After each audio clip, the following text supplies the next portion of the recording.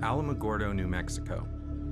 A small town, about 30,000 people, but it seems to attract more than its fair share of strange occurrences.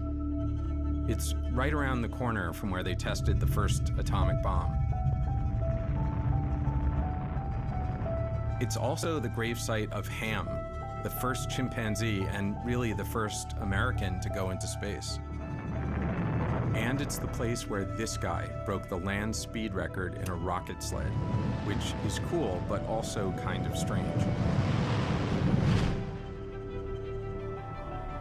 Despite all of this, the thing that Alamogordo is best known for is its landfill, the dump. Because supposedly, that's where Atari buried E.T., the worst video game of all time. It's been described as the worst video game ever, E.T. for Atari. Today, we're going to talk about the worst of the worst. Here's our top 10 worst games ever. E.T. the Extra-Terrestrial. Now here's the thing about E.T. It's widely regarded as the worst video game of all time. We have this myth or this legend of something that happened 40 years ago. Son of a bitch, get out of the fucking hole. If you grab a piece of the phone, the FBI agent keeps attacking you. If you take a step in any direction, you fall into a hole. And if you get out of the hole, you fall right back down. One of the major design flaws of the game was that E.T. fell into pits. Damn it. Shit. Well, come on. And guess what? It now lives out its days in a landfill.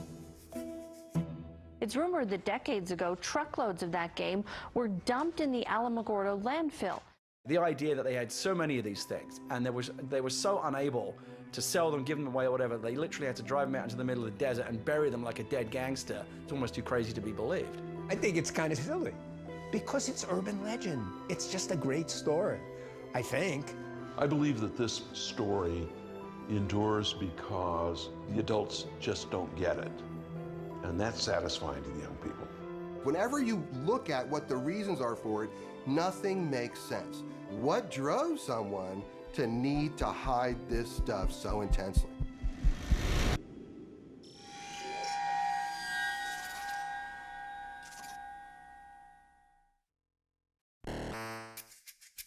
When I was 5 years old, Pong came out, and my dad got it for me and my brother and sister. When the Atari 2600 came out, Atari! I got every cartridge I could get my hands on. I played it constantly. Atari was like Xbox and PlayStation rolled into one. It had an 80% market share, and the 2600 was its killer app. Adventure was probably my favorite game on the 2600. I spent 3 weeks sitting in front of my TV trying to find the first Easter egg ever hidden in a video game. It looks kind of stupid now. You were just a block who picked up an invisible dot and carried it into the special room to discover the programmer's name. But to me, finding that hidden screen was like a revelation. As an adult, I still play a lot of video games, but I also write and direct movies. That's my job. I've worked on a lot of big comic book movies, the kind they make shitty video games out of, and I even wrote some of the shitty video games. But I'm also fascinated by myths and urban legends. In fact, 10 years ago, me and this guy Werner Herzog went to Scotland to find the Loch Ness Monster. We never did find Nessie, but I still love an adventure, especially to unravel an urban legend. Today, video games are everywhere, so it might be hard to understand my generation's obsession with Atari. But for us, it was the gateway drug to a lifelong addiction to video games. And then one day, it was just gone. Sometime in the mid-'80s, it just disappeared, and there were no more Atari games. And I always wondered what happened. Where did it go? So this is the famous landfill, the burial, the final resting ground of E.T. Yeah, this is the place. This road here, this gate, this is exactly the way the Ataris would have came through that ditch and up through here. It was the only access in. Back in those days, it was just pure desert. And is there any way to get through this, or Well, yeah, it's a high-security gate, so... Tuck under, yeah, I guess that works.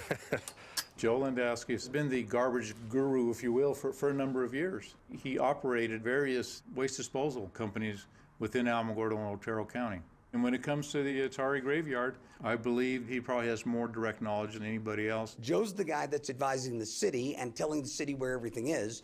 And I think that he's the only guy that might be able to walk out to that dump and point to a spot on the ground and say, this is where it's at.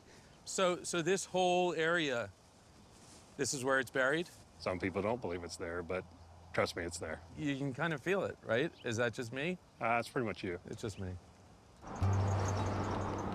So what are these little boxes here? Each one of those boxes represent where garbage is. I see. Someone would write down, oh, that's where we put the Atari trash, that's where we put, No, that's the problem. Nobody did. We do today. So it's looking for, it's like looking for a haystack in a pile of haystacks. Pretty much. And then looking for the needle inside that haystack. Find the needle so it's inside. 2 levels. This picture here is actually out of an old El Paso Times article. This is actually that day in that event and when it actually occurred. So what we did is just to figure out, okay, if this reporter took this picture here, then the reporter had to be standing somewhere in this area. So here's the 2 cells that we pinned it down to now. So when you come back here and put the reporter, taking the picture, and you make that line, and what you're looking for is to make sure the line intersects with the buildings. Joe Lewandowski wasn't just a guy who knew his way around a dump.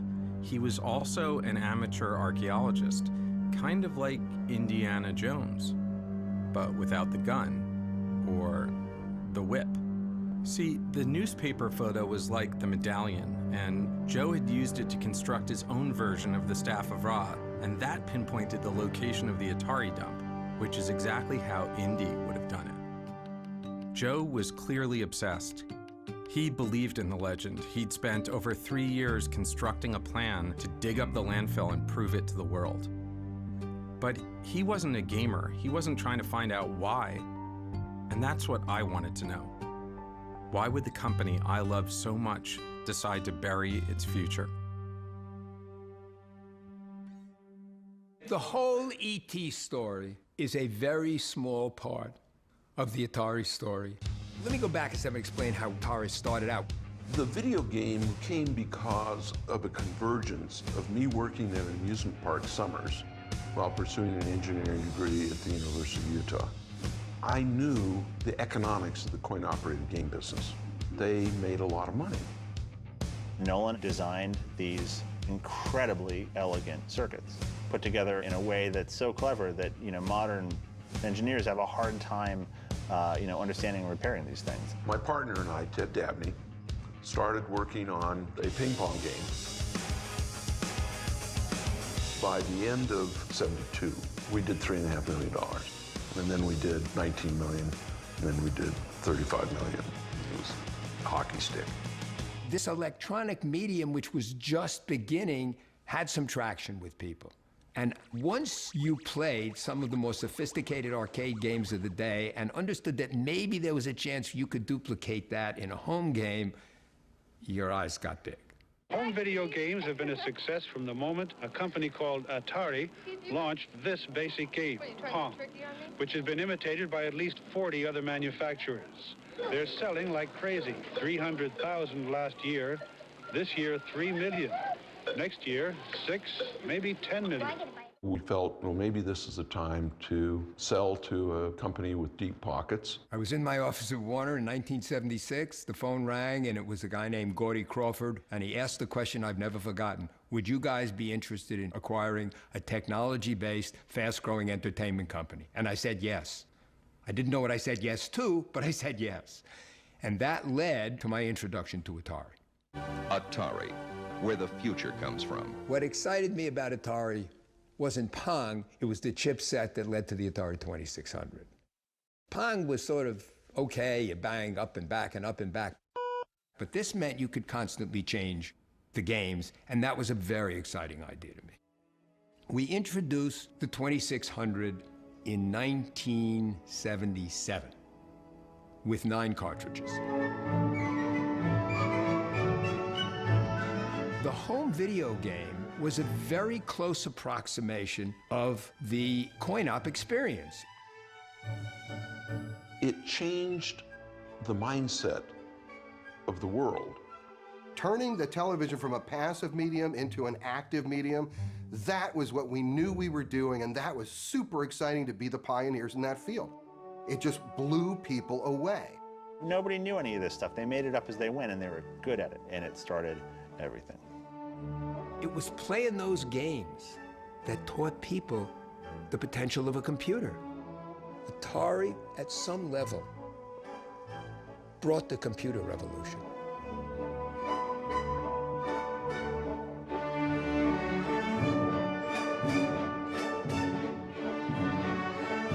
They started experimentally hiring smart kids with this idea that maybe they could come up with other stuff to do. And they inadvertently were trying to create the job of game designer. Microprocessor real-time control programming is just where it's at. So there's two kinds of things you could typically do with that in the early 1980s. You can do missile guidance systems, or like we say, kill people for 12 cents a head. Or you can make video games, which I thought was a much better application for the whole thing. What went on at Atari from the very beginning was basically that the engineers are going to drive this company, because they weren't just engineers, they were creative guys. They're like musicians or movie directors. They're artists. Through luck or providence or both, they ended up with this department of game designers that became this dream team at Atari. These guys who made all of these classics, Tempest and Asteroids and Centipede and Gauntlet and, think of a game. The culture was, these guys do what they want to do. One day, I was standing at the men's room at a urinal, and I looked down, and I saw a pair of bare feet next to me. And I looked, and here is a guy wearing a pair of shorts and nothing else. And I said something, and they said, oh yeah, that's so-and-so, he's a great engineer. He doesn't like to wear clothes. The coin-op engineers at Atari, they were great. And on the consumer side, Howard was one of the best programmers. He was one of the best of those engineers. At the heart of the creative process is the programmer. I try and create basically a sensory experience that evokes a certain feeling in the user. I mean, I tend to program from a concept.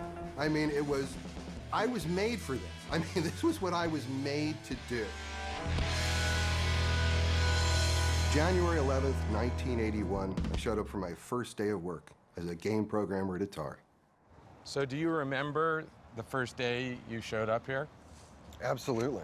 My first office mates were Todd Fry and Rob Zadibble. And I had an understanding that there was a lot of dope that was smoked at Atari when we were there. And so on my first day at work, I brought a joint because I didn't want to be, I wanted to be a courteous guest. And so I showed up. Which, by the way, this is a good lesson for our younger viewers. If people are doing drugs, bring your own so you fit in. Todd walks in, shuts the door, and says, I'm going to get high in here, so if you don't want to be around this, you better leave. No, actually here. I said, I brought a joint. And he sort of looked at me, he went, I'm going to smoke some real stuff, okay? That was my introduction. That was my first day at work. We wanted people who worked hard and yet had fun at doing it. How do we mix up so that we don't know the difference between our work and our play? The company's motto was, we take fun seriously, but we used to say, we take fun intravenously. And they didn't like that very much. No, I don't know why. The party atmosphere was actually a calculated plan to incentivize. I would set quotas. If the quotas were met, I'd throw a kegger. They would just roll out in a car, go to a liquor store, and they gave someone a company credit card, and they came back with a bunch of booze, and we consumed it. Over there is where the hot tub was. Inside on the first floor, there's some great stuff that went on in that room. Over here, here's the hill that, one day I was wearing a dashiki shirt, which I was very into back then, and I would do somersaults down the hill. I might have had some cocktails that afternoon at that point. Did you know that you were entering this crazy party atmosphere that you'd be? No, even though I was told I was, I had no expectation that it could really exist. The best recruiting tool we could have for an engineer was to bring him over to one of our parties. Hey, what's happening, people? Hey, how's it going? What's happening? They felt, hey, I'm a nerd. There are girls here. They're talking to me. It's good. That was the culture. These guys are the lifeblood of the business, and they do what they want to do. And that's fine. In some ways, things happened to me over the course of 3.5 years here that made the next 25 years really tough, because it established a standard of what professional life and life in general could be And I never let go of the thought that my life could still be this or better. I just didn't know how to do it. It's really intense for me to come back here. This is the first time I've been back here in 30 years. And this was the place where I was introduced to what life could be for me. What a working life could be, what real creative satisfaction could be, what doing something really meaningful could be. Those are all things that come back to me in this moment. It's very intense. So what really happened back in 1983? People heard the rumors, but Atari denied the dump ever took place. And eventually people forgot about it. But with the growth of the internet and all of its best and worst lists, E.T. and its burial went from small-town gossip to full-blown urban legend.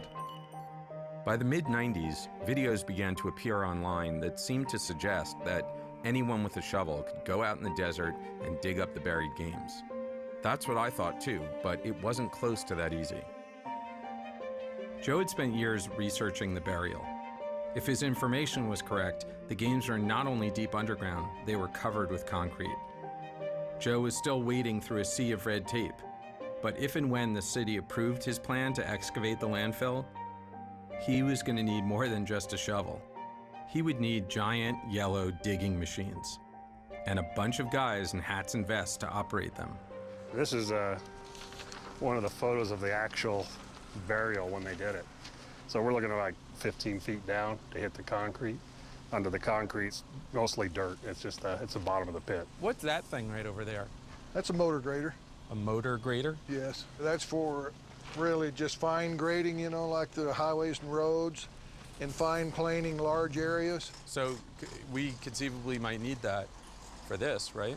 No, no. I mean, but you could bring it out before, right? I mean, you might want to park it there so it's ready. No, not really. Oh. No, we're fine. I don't know. Not my field.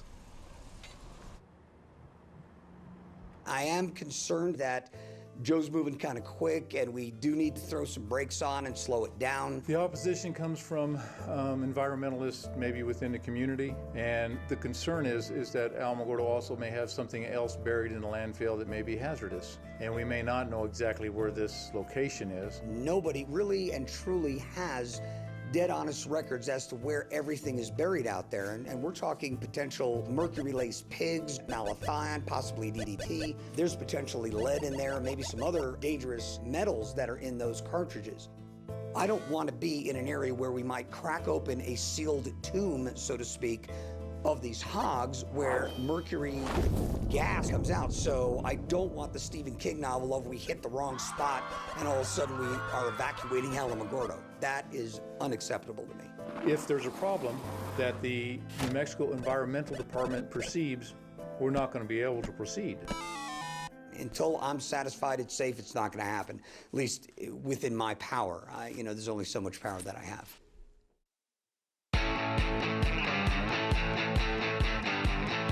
So for my first game, they wanted me to do a coin-op conversion. Although I had only been there for about a week, I went to my manager and I said, you know something? I said, this game, Star Castle on the 2600, is just going to suck. I know it's going to suck. And I said, but I think I can take some of the key things that I think make it a fun game and rework it so that it would work on the 2600. And so they said, okay, go ahead, do what you want to do. So how did you learn how to program a game? I just read the manual and started writing the game. No one had ever done like a backstory for a game before. And I thought, this is my first game and I want to be involved in every part of it. I want to make it the best thing it could possibly be. So I wrote this like 7-8 page story. I stayed up all night just writing this story, knocked it out. And it was a science fiction story about flies that get on the first interstellar spaceships and mutate and evolve and take over the solar system. But now they're under attack by this other monster and stuff. And that's a short version of the story. So I thought, well, I need to name it. So what I did was I named it Yar because that's Ray spelled backwards. And Ray Kazar was the CEO of Atari, right? So I've got his name keyed into the title. And I thought revenge, great action word, you know, so that's compelling. And so that's how it became Yar's Revenge.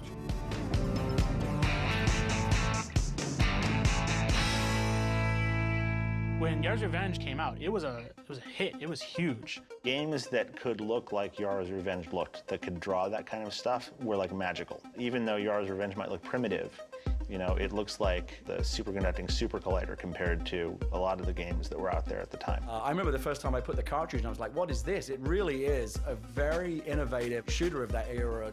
Getting a ship to fly around, so it's fun just to fly the ship around, is a trick, especially on that hardware. The enemy was cool and scary, and it felt really good to defeat it. You feel like it's your victory when you beat those challenges, and you feel like it's your defeat when they beat you. And you'll keep coming back because you didn't lose by being cheated. You didn't lose because the game did something unfair. You lost because you weren't quite good enough. And all of the great games sit right on that edge. I remember playing Yars' Revenge one day, and we happened on this trick that let you, if you were on this right spot at the right time in the game, and it was in between levels, these initials came up. The initials were HSW. To us, it was some weird mystery, like we had to figure out what HSW meant. And finally, in one of the game magazines, they published what HSW meant. Turns out HSW means Howard Scott Warshaw, the guy who made the game. Yars' Revenge was the first game that Atari ever did where the programmer's name went out with the cartridge. Yars' Revenge had a lot of firsts, and that was just one of them. Yars' Revenge is the best-selling original game for the Atari 2600. It sold something like 1 million copies. Every reviewer at the time thought Yars' Revenge was one of the best games Atari put out. You know it made a lot of money for Atari. In 1981, this is a company that made operating profits of something like $375 million. One of today's greatest marketing triumphs in the entertainment field is video games. It was beyond comprehension, the fastest growing company in American history. This was an explosion. Even those of us who were in the middle of it were shaking our heads going, oh my God, this is amazing. We were the most successful coin-op company. We were the dominant consumer company. And we sat around literally saying to ourselves, what are the categories of games? What are the capabilities of the 20th century? Where is this industry going? Everything that Joe has put together on this Atari graveyard so far seems to be coming true. I'm in favor of the Atari games being dug up because it is the largest myth in the gaming world. I believe that Joe just thinks it'd be an outstanding event for Alamogordo and a way to get us on the map. On Tuesday, Alamogordo's City Commission approved a deal to dig in the old landfill within the next 6 months. The city has given its okay, and now the state has given them approval. Film crews will be in Alamogordo. The documentary film crew will start probing the dump for their strange buried treasure at 9:30 a.m.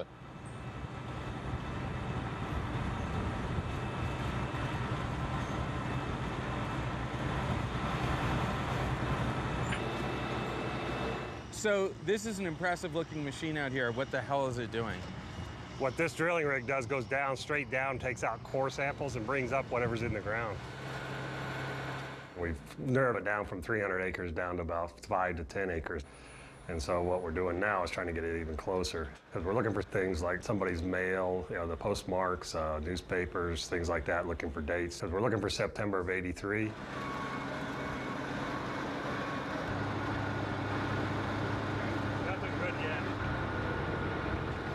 Don't you think people are going to be disappointed if we dig it up and we don't actually find the ET games? I mean, wouldn't that be... That'd be very disappointing for all of us, all the work, 3 years of work put into this. So what do we do then? You're just going to dig up the whole landfill or something? No, we can't. The Environment Department will not allow that to happen. You're saying that there's a possibility that this could turn out to be a giant waste of time. I think I said it before, I'll bet the car, I won't bet the house.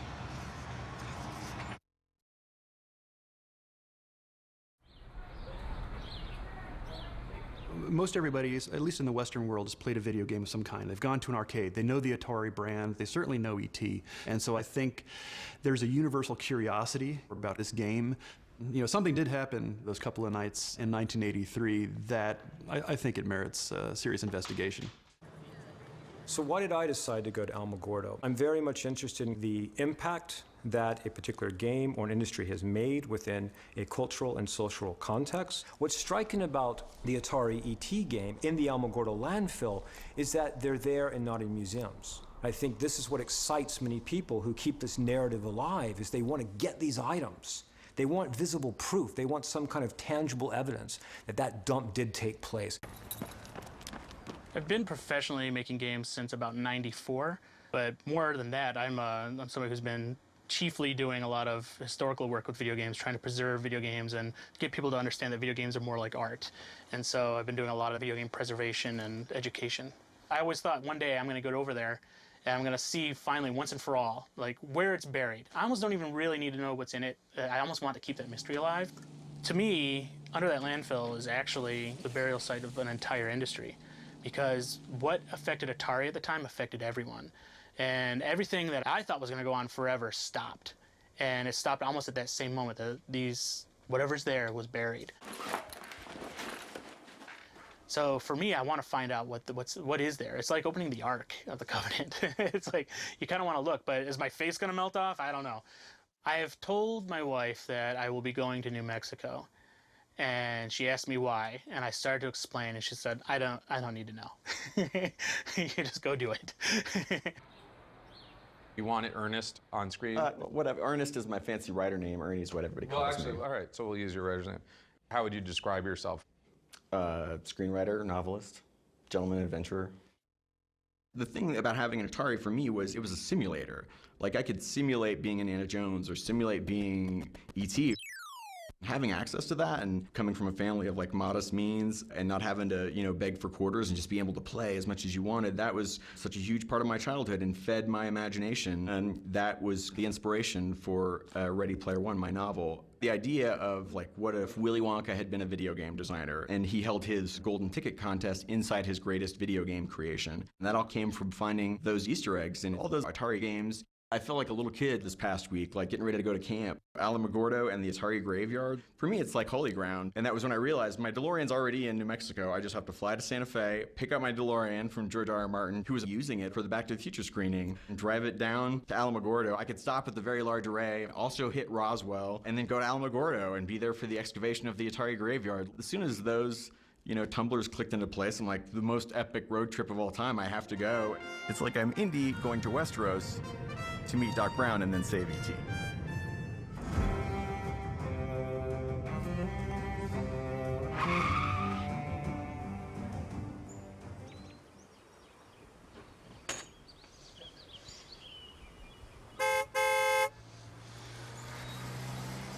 Boom. Have a great drive and a great time in George, thank you so much. I appreciate it, man. My pleasure.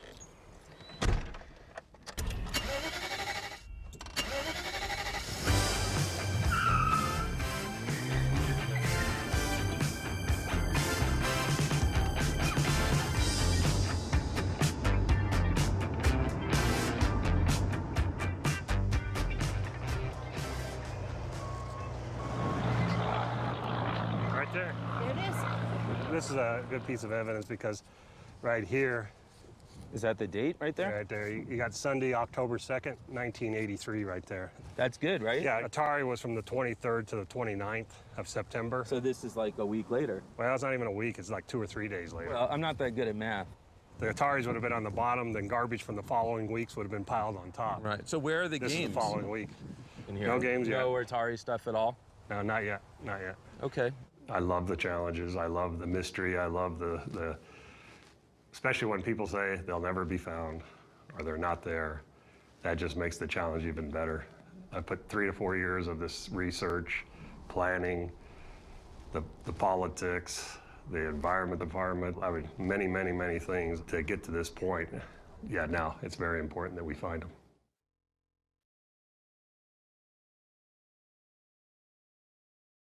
So back in the early 80s, movie licenses for video games were just starting to come into vogue, and I think Raiders was the first one. So they needed someone to do Raiders of the Lost Ark. I think what happened was yours was very successful, and so they wanted me to do a big game, and then it was up to Spielberg. So when I went down and met with Spielberg, and if Spielberg would have said, I don't think he's really right for the game, they would have sent someone else. Can Indiana Jones escape from the forces of evil? In Atari's Raiders of the Lost Ark adventure game. What was the reception of the Raiders of the Lost Ark game? It was another million seller. Raiders was huge. I mean, I can honestly say I'm the only programmer in the history of Atari where every one of my games that was released was a million seller.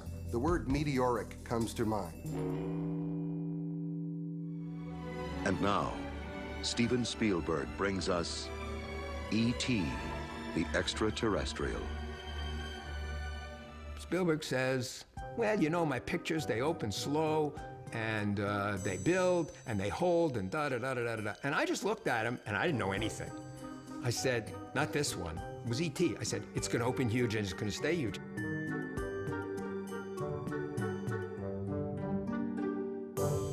Okay, the movie comes out, it's a huge hit, and we want to do the cartridge of it, okay? You know, every time you try to take some kind of a property and move it into another medium for a pure profit motive, you get trouble. Specifically, with respect to games, you know, it's like, oh, you know, like, let's go see if we can exploit this movie as a game. You know, maybe we could make extra money out of a profitable franchise. Now, there was a negotiation going on between the Atari people and the people at Universal about what we're going to pay. And Steve Ross, who was the CEO of Warner, got in, and for whatever the reasons, he agrees to a deal that is so off the chart, nobody believes it. But he doesn't. It was $20 to $30 million. It was some crazy number. Steve Ross basically was trying to woo Steven Spielberg to come to work for Warner because he recognized that Spielberg was a genius. And that all plays into this story. Well, we acquired the rights to E.T., and we had to have the game out for Christmas. And that's a problem. One afternoon, I'm sitting in my office, and a call comes in, and it's Ray Kazar, and he's calling from Monterey. So I take a call, and Ray Kazar comes on the phone, and he says, Howard, can you do E.T. in 5 weeks? And I said, yes, I can. And he goes, okay, in 2 days, I want you to be at San Jose Executive Airport. There'll be a Learjet waiting for you. Be on that jet. Be ready to propose the game to Spielberg. During that meeting, when I flew down on the Learjet to go meet Spielberg and present the game to him, even though I only had 5 weeks, I still wanted to innovate. So I proposed a 3D world that the game was going to take place on. And the huge scope of what I was trying to achieve, it walks that line between really trying to make something happen and venturing into the impossible and walking off a cliff. The emotionality of the game was supposed to come out through the interaction of the characters. You have the FBI agent who's interested in what you have. That's why the FBI agent just steals stuff that you were holding. You have the scientist who's interested in who you are. The scientist actually carries you back to the city because they want to study you. And Elliot comes in to save you. There's times where you can call Elliot and he will help you out. And so those are the kind of things that I had that I thought created possibly some sentiment. And at one point, Spielberg says to me, he goes, you know, couldn't you do something more like Pac-Man? No, Stephen, we need to do a game that's fresh. We need to do something that's really worthy of this movie. How simple you can make a complicated game. It's how complicated a game can you make subject to the constraint of easy learnability. My job is to produce a cartridge that is going to sell for Atari. A typical VCS game at the time took 5 or 6 months, and this was going to be in 5 weeks. You might think, no, nobody can do a game in 5 weeks, like most people in the department would think. But I don't think that way. I think, yeah, I can do that. The word hubris comes to mind. I mean, whatever it is I might have been full of, I was overflowing with it at that point. Because if the game can't make the Christmas market, the game is a total waste. They're going to miss their window. So that was the big thing. It was the $22 million bet that you could turn the game around in that time. I had a development station moved into my home, so I could be basically working on this game almost 24 hours. We found that there was a good probability of success if we took a coin-operated game and just ported it over to a game that we could play on the VCS. E.T. didn't have that. Hello? Somebody out there?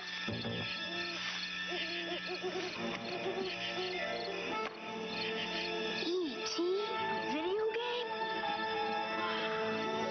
It's the video game that lets you pretend you're E.T. Okay, so the game's done, and one of the conditions I asked for was that Steven Spielberg is the one who approves the final game. So Steven Spielberg played the final game and approved it for release.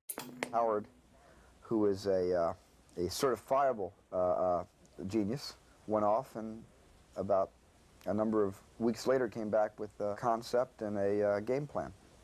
And I was amazed at how difficult it was, and yet at the same time how much fun it was to play. Have you seen the latest update? I've seen the final game. Are you happy with it? Oh yeah, it's my favorite Of course, I'm biased. I made the movie.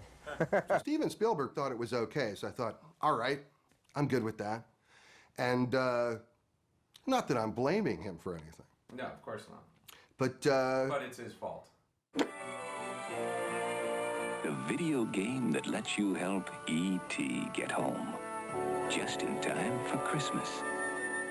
after E.T. was released, there was a great sense of relief that we'd actually made the schedule and everything was good. And then the game went out into market, and it was very high on the Billboard list, and again, things were good.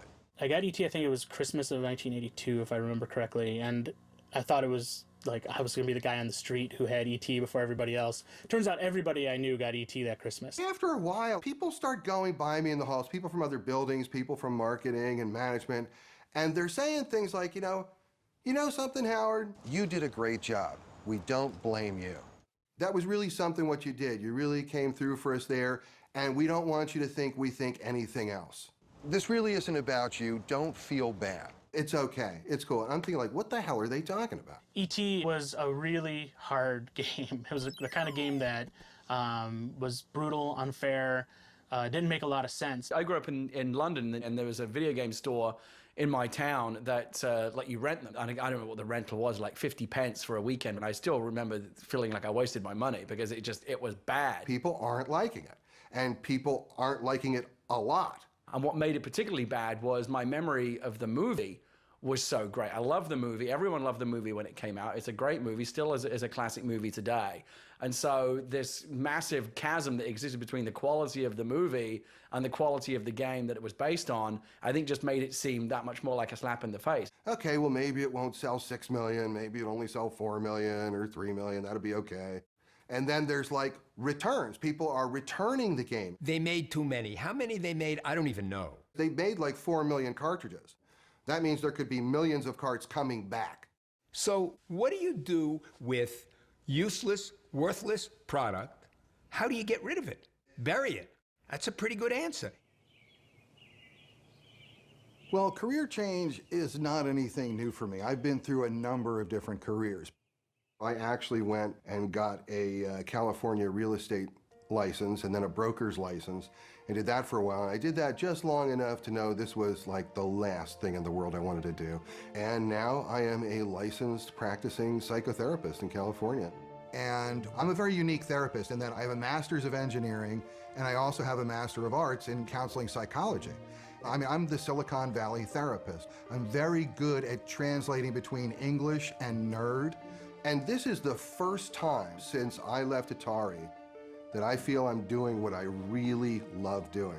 So it took me 30 years to get back to a place that I don't feel I'm a step down from where I used to work. And that's many, many different jobs. I know this dig is coming up, and I'm gonna be there. I'm gonna be standing right there. And I am gonna literally watch my past being dug up. And that's a weird kind of thing to anticipate. My hopes are in one way, my expectations are another, and I don't know what it's gonna be. I really don't know what it's gonna be. I don't know what it's gonna mean to me if something comes up, if it's there.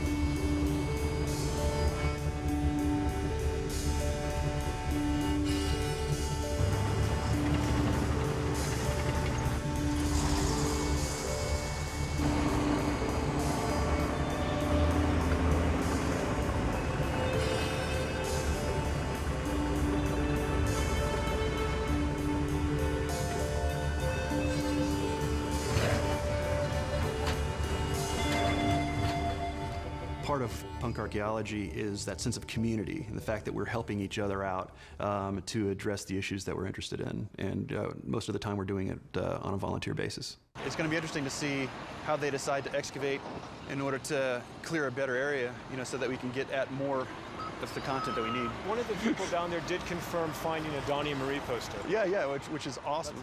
Well, basically, because we're going to treat this as a salvage excavation, we will dig a trench. We'll go through and excavate the material in the pits that we dig, at which point we'll send them up to the tables, we'll sort through the material, we'll weigh it, we'll count it, identify it, and yeah, that's the plan.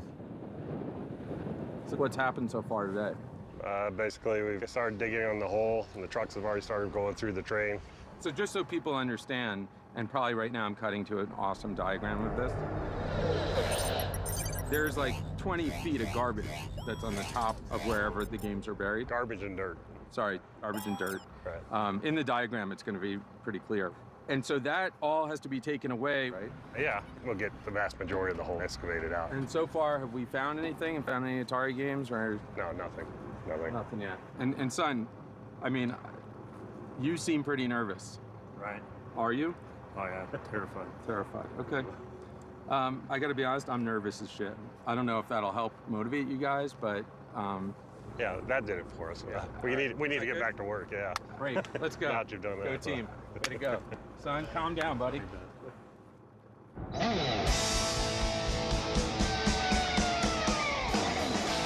People say nerd or geek, I say enthusiast. I love things and I love people who love things. Like, if you just spend all your time focusing on all of the amazing like art and entertainment that's being made, there's so much of it happening now you can't even take it all in.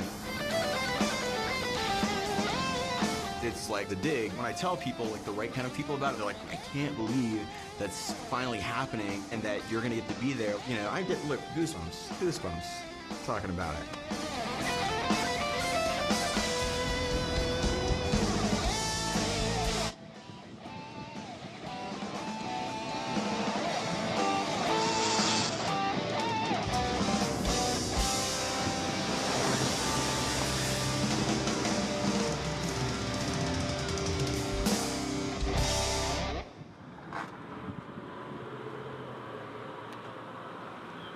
The local video game shop in Austin, Texas, Game Over Video Games, gave me every copy they had of every one of Howard's games.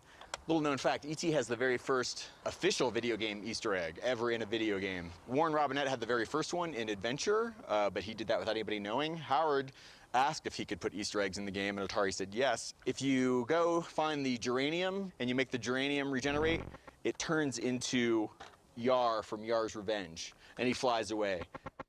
The first time that happened to me when I was 11 years old, I shit myself. And then if you do it again, it turns into Indy from Raiders of the Lost Ark. So Howard hid characters from this game and this game in this game. Hello. Hey, good afternoon. Welcome to the lodge. Well, it's great to see you here. Absolutely. Great. Can I get the last name? Warshaw. W-A-R-S-H-A-W. Howard. That's me.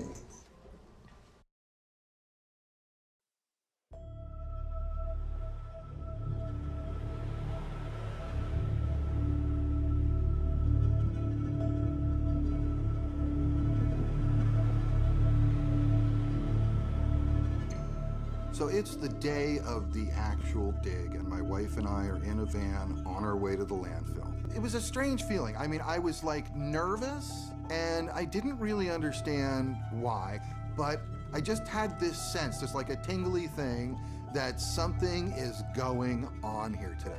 And as we pull into the landfill, there are already people there. And then there's more people, and we go on, and there's more people, and it just keeps going and going.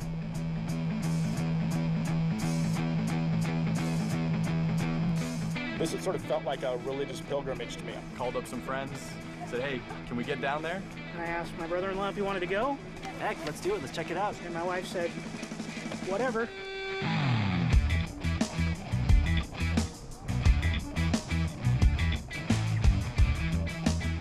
It's one of those weird, monumental video game-based events that only comes around once a century. This is our generation's urban legend. Billions of cartridges out in the desert. Growing up, you always read little rumors about it. And I grew up playing an Atari, which my babysitters had given me, and I actually had the E.T. game. My friend and I, she and I would actually, just for fun on the weekends, drive around trying to figure out where would these Atari games be buried. It was the fun of the legend. It's like looking for the Loch Ness Monster. What did you think when you played the E.T. game last night? It was awesome, because in my opinion, I like terrible games.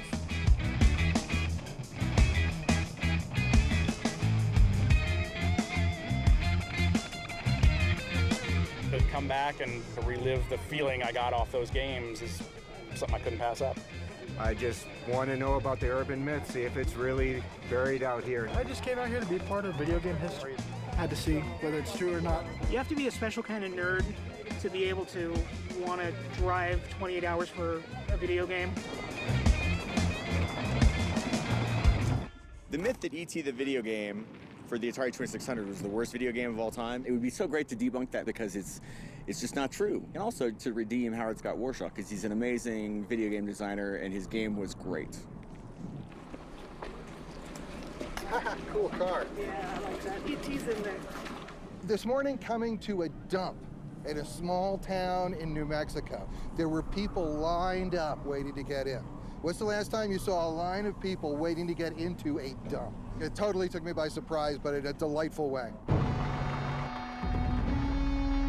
You never go to a dump unless you're throwing something away, and here we are trying to find treasure, buried treasure. I think they'll find something.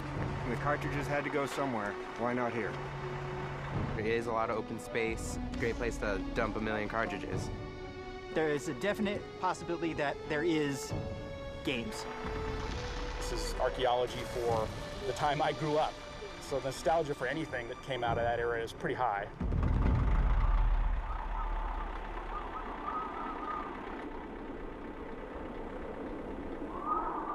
All right, now the wind is really picking up. On cue. On cue. The weather here in Alamogordo is awesome if you like sandstorms and an impending doom-filled cloud of white. Whoa! Oh, this is getting brutal. Yeah. Sorry, this is brutal. It's getting very windy. Basically what's happening is the white sands are blowing in from white sands and covering everything, and it's really shitty. They're saying this is like a historic wind. Really? Today. That's what somebody told us. Yeah. To think that we're in the middle of a sandstorm, really, this is what's going on. And for me, it was almost like the big sandstorm right at the opening of Close Encounters. The people wearing the goggles and the bandanas, everybody's like gathered around because they found something and they can't believe what they found. Away the birds! This is Tony Johnson from Denver, Colorado, who ran up to me in my DeLorean. He's like, I found something.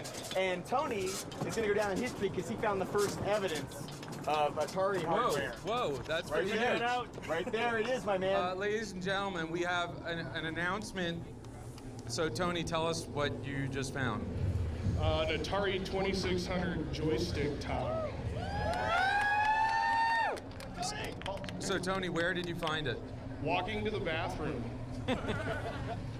So is it surface find? Surface find. Okay. Yeah, like we know what a surface find is, right? Well, a surface find is something, you're walking around, you're looking down on the ground, you see something interesting, you pick it up. It's totally out of archaeological context. What are the odds that that like blew out of the hole? I actually think that's pretty good. I mean, the wind is blowing fiercely in that direction. The stuff's coming out of the bucket. We've been finding a lot of interesting things that date from around that time. Anything from Atari? Nothing from Atari yet. How can you authenticate this? Can you carbon date it? No, it's much too recent for that. There are really two things that we could be dealing with when taking a look at these cartridges if they're actually there. First thing is that they just loaded the trucks with these cartridges and then they dumped them. And that's the best possible scenario because you can pull them out and I bet you most of them will be playable. They've just been in there for, since 1983. Trash bags, Stroh's beer cans, wood, tons of wood. We're right about where we need to be, but there's still no Atari detritus at all. We've been here for a while already. It's tedious, the wind's horrible. We're wondering if they're gonna find anything or not. It's like a nylon cord and a big red wrapper. I don't think there's anything in that hole except rattlesnakes and scorpions. If it's buried, it's probably for a reason. It should stay buried.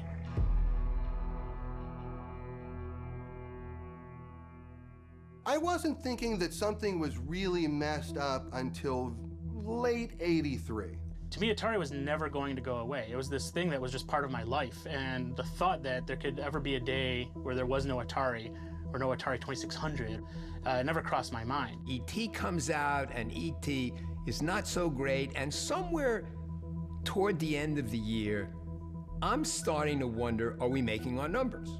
Which leads to one of the worst nights of my life. On December 7th, 1982, I get a call from Dennis Groth, who was the CFO of Atari, and he says, Manny, here's the new budget. And it's a huge shortfall from what we had been told. Warner Communications said today that its once booming Atari business lost another $180 million in the third quarter, for total losses this year of more than $500 million. I was starting to see enough signs in the company that things were starting to unravel. It was unraveling hard and fast, and we didn't have any ready solutions. Several Atari executives, including Atari's chairman, Raymond Kassar, sold Warner stock shortly before the negative earnings announcement and the decline in the price of the stock. Kassar denies any wrongdoing or impropriety, but a number of stockholders have sued Warner. So they got rid of Ray Kassar and they brought in a guy from Philip Morris, and when he came in, Atari had 10,000 employees, and within about 4 months or 5 months, Atari had 2,000 employees. I really got that we had lost 80% of our staff. In the short run, the market is frequently irrational. In the longer run, hopefully it's rational. The wild upside ride was over. I did not understand the extent of the downside ride that was coming. This is slipping away. The train is derailing. It's not going to keep riding, and what am I going to do next? It was a big emotional blow. It was my baby, and I hated to see it abused. New Media Magazine credited E.T. with destroying the video game industry. That's interesting. I think that's really interesting that I could be single-handedly responsible for toppling a billion-dollar industry. E.T. comes out, the industry dies, Howard's associated with that, and I think that's affected his career and what people will remember him for, and that's pretty bad. The fact that a guy's career got destroyed because he did E.T., given the circumstances surrounding doing E.T., it's completely unfair. I mean, it's sad. It's really sad. There's this video game Walk of Fame. There's also this show called DICE where they give out Lifetime Achievement Awards. Howard's not in that. He's not put in that same group. They kind of keep him out of all these things, and it's kind of a shame. The day I left Atari, when things really fell apart and it was over and I'm literally carrying my garbage out to my car to leave for the last time, that was a very depressing moment for me, because I felt I was losing the most important thing in my life. And I also knew it was so unreal that I'd never be able to recreate it. The burial in Alamogordo is basically Atari's funeral. The burial of those cartridges represents the burial of that beautiful era. And that may be what's interesting about it. I don't know. I mean, that's a whole psychology I'm not going to go near. But it may be because it is about the death of Atari. That's what it is. We can't control how the past returns to us. We may get something that no longer resembles an ET cartridge. We may get something monstrous, something twisted, something decayed. We may not even know what we're looking at if we unearth Atari's ET. Part of me feels that when you finally crack open this place and you start to look, it's going to be a lot like the Ark of the Covenant. It's just going to be a bunch of sand. But another part of me hopes that what's found there is going to lead to a lot more understanding and a lot more discovery about what really happened. Shit, you see what I see? What's his name? Joe! Joe! What's that? What is that right there? They want me to come in? Let's go.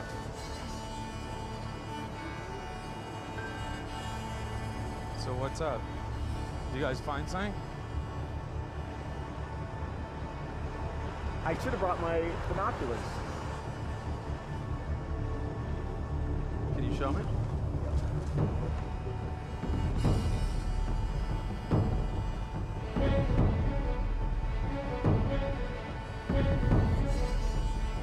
They're bringing some stuff over to the archaeologist table right now. Let's see what's going on. Can everybody hear me? We found something. The archaeologists have confirmed it's from 1983, 28 feet down. It's E.T. the video game, intact in its box.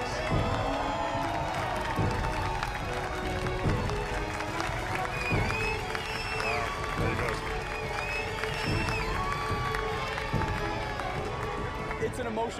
emotional event. They backed up this legend with fact, and it's incredible to be a part of it.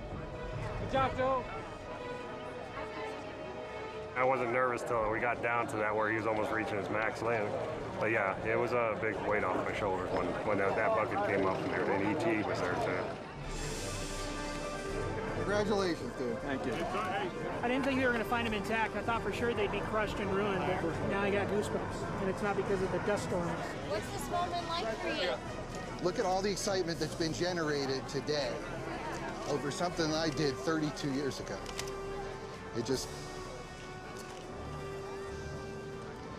It's an immensely personal thing. What it took to make these games was a lot. And this one was done in 5 weeks. That was one of the hardest 5 weeks of my life. So I need a little moment. And I'm just so excited to be here.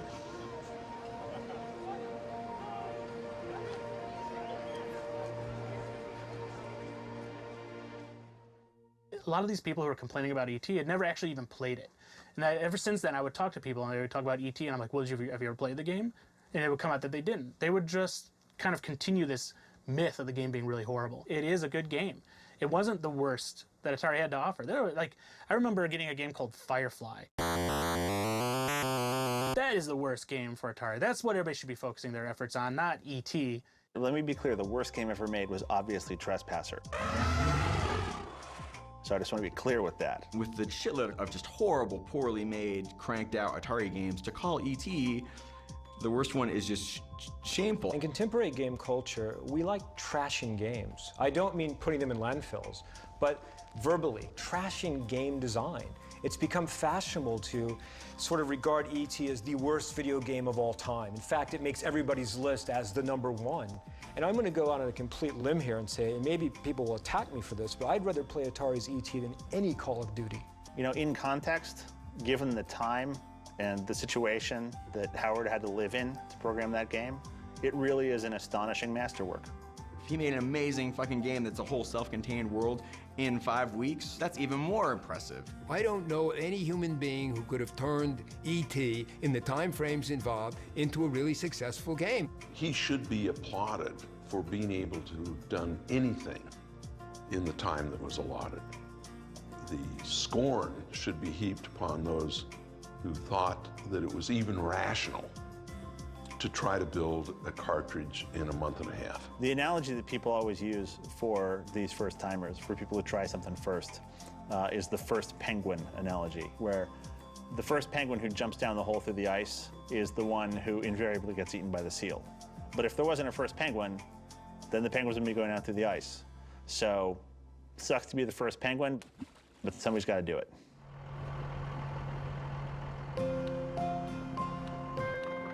So it turned out that Joe Lewandowski had been right all along.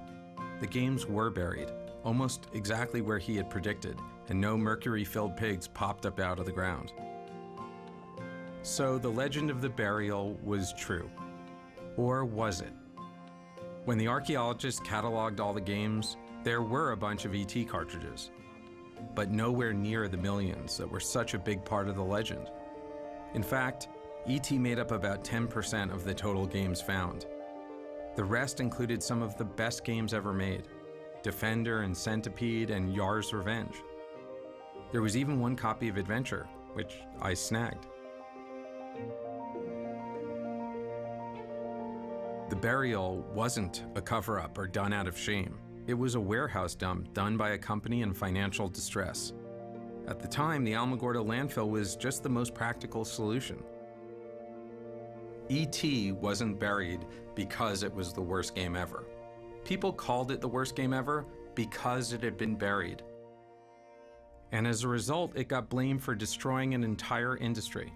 The game and its creator had taken the rap for a crime they didn't commit. The notion that E.T. caused the demise of Atari is simply stupid. It's just stupid. Atari committed suicide. It was not homicide. And it wasn't the E.T. cartridge. It was a concomitant effect of a lot of missteps in technology, in deployment, in marketing. So people say E.T. destroyed the video game industry, and I'm sure I've heard that before, but it's just really funny. No, the behavior pattern that created the conditions for the E.T. failure is what destroyed the video game industry. The cause of the fall was Atari trying to sell yet another 10 million Atari 2600s into a market that was saturated. E.T. didn't destroy Atari. It wasn't good, but it didn't destroy Atari. That's one of those things people say. And the reality of life is, if enough people say it, it becomes the truth for people. A simple answer that is clear and precise will always have more power in the world than a complex one that is true.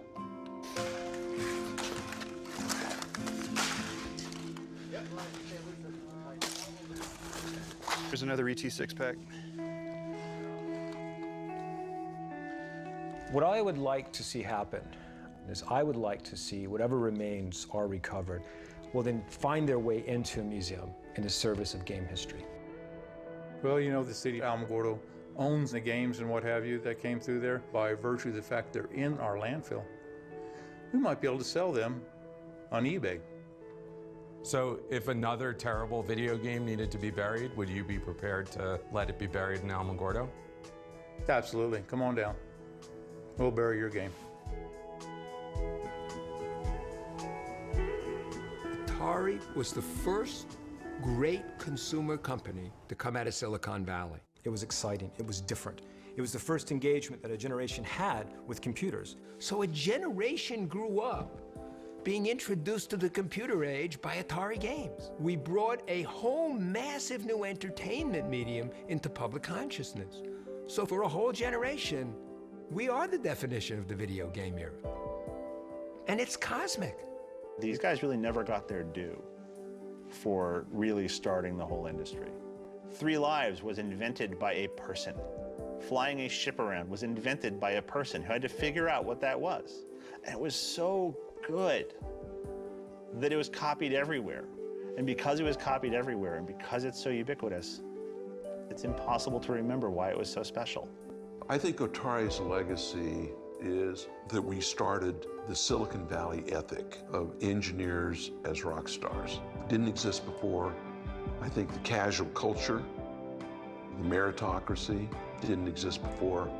I believe these are underpinnings of the things that made and continue to make Silicon Valley a special place in the world. And I think that Atari will continue to endure as an icon of innovation.